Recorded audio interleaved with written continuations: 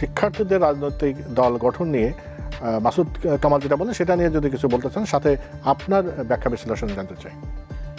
শিক্ষার্থীরা রাজনৈতিক দল গঠন করা উচিত এবং আমার মনে হয় অনেক আগেই উচিত ছিল, এবং সেটা তাদের সরকারে না গিয়ে যে তিনজন উপদেষ্টা গেছেন, মানে ওই সময়টা আপনি চিন্তা করুন তাদের প্রতি মানুষের ইমোশন, এবং রাইটলি তারা জীবনের ঝুঁকি নিয়েছেন, তারা আমাদের অনেকভাবে চেষ্টা আছে, লড়াইয়ের দীর্ঘ একটা ইতিহাস আছে, আমরা হঠাৎ করে সবকিছু জুলাই আগস্ট হয়েছে তা না, কিন্তু এটা তো সত্য শেষ যে বারুদের মধ্যে যে আগুন সংযোগ এবং বিস্ফোরণটা তাদের হাতে হয়েছে, তাদের সামনে থাকাই হয়েছে।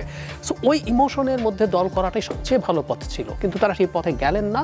এরপর যেখানে গেলেন সেটা কোনোভাবেই সঠিক বলে মনে করি না আমি, এবং তারা বলার চেষ্টা করছেন যে তিনজন সরকারে আছেন, তারা সরকারের মধ্যেই আছেন, তারা দলের সাথে নেই। এখানে একটা সমস্যা কোথায়?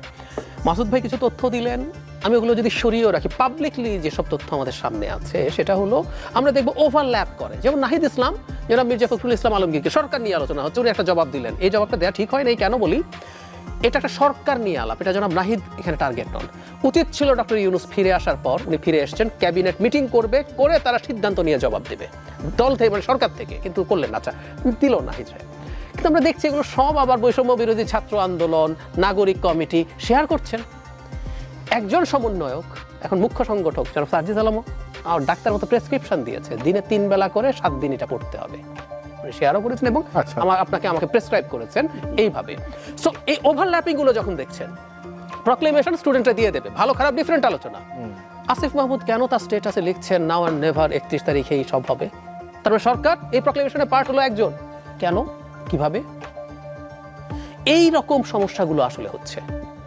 এই যে ডেমার্কেশন, লাইন অফ ডেমার্কেশন ওরা রাখতে পারছেন না, তো ওভারল্যাপিং হচ্ছে। তাতে আমাদের কাছে এটা খুব স্পষ্ট যে তারা সামহাউ কানেক্টেড। আমি আরো যদি প্রশ্ন করি, যারা মাহফুজ আলম, উনি প্রধান উপদেষ্টার বিশেষ সহকারী ছিলেন, এখন উপদেষ্টাই, উনি মন্ত্রী পদমর্যাদায়। আমরা রাষ্ট্রের নাগরিক, আমার ট্যাক্সের টাকায় তার মানে যে বেতন হওয়া, সুযোগ সুবিধা সব হয়। আমরা কি জানি জনাব মাহফুজ আলমের কাজ কি? কেউ জানেন? প্রত্যেককে দেখবেন, প্রত্যেক উপদেষ্টার কোন বিষয়ে উপদেষ্টা ক্লিয়ারলি বলা আছে। আমাদের প্রধান উপদেষ্টার অনেকজন উপদেষ্টা আছে, আপনি দেখবেন প্রত্যেকে কি বিষয়ের উপদেষ্টা বলা আছে। জনাব মাহফুজ আলমের কি বিষয়ে উনি উপদেষ্টা এটা বলা নেই, বলা হয় ডিফ্যাক্টো উনি রাজনৈতিক উপদেষ্টা, আমি জানি না। তো এই যে ঘটনাগুলো ঘটছে এবং একটা পারসেপশন যে দলের পেছনে তারা আসলে কাজ করছেন। আচ্ছা, কাজ করার ক্ষেত্রে অন্য কিছু না, ইভেন ডক্টর ইউনূসও যদি বলেন এই দলটা আমি করছি, তারপর এটা ভালো হবে না। ভালো হবে না কেন? এইভাবে খোলাখুলি বলে ফেলা ভালো। আমি মনে করি আমাদের এই সময়ে যদি ডক্টর ইউনূস দায়িত্ব না নিতেন আমরা শেষ হয়ে যেতাম। আমি রিয়েলি বিশ্বাস করি ইন্ডিয়ার যে ঝড়ঝাপটা শুরু হয়েছিল জাস্ট ডক্টর ইউনূস ক্ষমতায় ছিল বলে আমরা এটার প্রায় সব কিছু কমব্যাট করতে পেরেছি।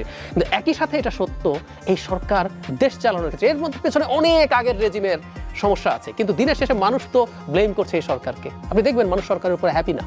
সো সরকার যদি নিজে সবাই মিলে বলে আমরা এই দল তৈরি করছি, তাও কিন্তু এই দলের জন্য ক্ষতিকর হবে, কারণ এই সরকারটা ভালোভাবে রান করছে না। আমরা অত টাফ ক্রিটিক করি না, মাসুদ ভাই করেন, উনি করে ফেলেন, কিন্তু আমি অন্তত মাঝে মাঝে চিন্তা করি, একটু কম করি। কিন্তু এটা তো সত্য, এই সরকারের নানা রকম প্রবলেম আছে। আপনি যদি এখনো বলেন সরকারের দুর্বলতা, সরকারের যেসবের ক্ষেত্রে কোনো স্টেপ নিতে কোনো সমস্যা হওয়ার কথা না, একটা ছোট উদাহরণ দিই। বাংলাদেশের একটা সংগঠন যারা এই মাজার কেন্দ্রিক এগুলোর সাথে আছেন, তারা জানিয়েছেন গত পরশু 80টা মাজার ভাঙা হয়েছে। 80টা মাজার ভাঙা হয়েছে, হামলা হয়েছে। 2 দিন আগেও আপনি ওরস বন্ধ করা হয়েছে, তাতেও রক্ষা হয়নি, গিয়ে মাজার ভেঙে দেওয়া হয়েছে, এসব হয়েছে। এবং ওই মাজারে যে কবরগুলো আছে, কবরগুলো ভাঙা হয়েছে। আপনি একটাও কি, ঠিক আছে প্রথম দিকে দুর্বল ছিল সরকার, পুলিশ কাজ করে, আপনি একটাও কি পেরেছেন? পারেনি। ঘটনাগুলো ঘটছে। এইরকম ভাবে আপনি অসংখ্য উদাহরণ দেখাতে পারবেন যেগুলোর জন্য আপনার অনেক লাগে না। অর্থনীতির কিছু সংকট আপনি চাইলেও দ্রুত পারছেন না, কিন্তু আপনি অনেক ক্ষেত্রে ব্যবস্থা নিতে পারেন, কিন্তু আপনি পারেন। সো এই বদনামের যে সরকার, সেই সরকারের সাথে ট্যাগ হলে আমার মনে হয় না তাদের জন্য ভালো কিছু হবে। আর এখন আরেকটা অপশন আছে, এটা ভয়ঙ্কর কথা, সেটা হচ্ছে আপনি কি কোনো চালাকি করবেন, তাহলে দল একটা থাকলো সামনে, পেছন থেকে কোনো চালাকি হবে, এটা যদি হয় কোনো বড় ডিজাস্টার হতে পারে না। আমরা ওই যে বলি বিতর্ক থাকবে, ইডিওলজি নিয়ে হোক, কর্মসূচি নিয়ে হোক, কিন্তু একটা জায়গায় আমাদের আসলে ওই জায়গায় একমত হওয়ার ছাড়া কোনো স্কোপ নাই, সেটা হচ্ছে আমরা সবাই রাজনীতিই করতে হবে এবং দিনের শেষে এটা ফেয়ার অ্যাকসেপ্টেবল নির্বাচনের মাধ্যমে জিতেই ক্ষমতায় যেতে হবে।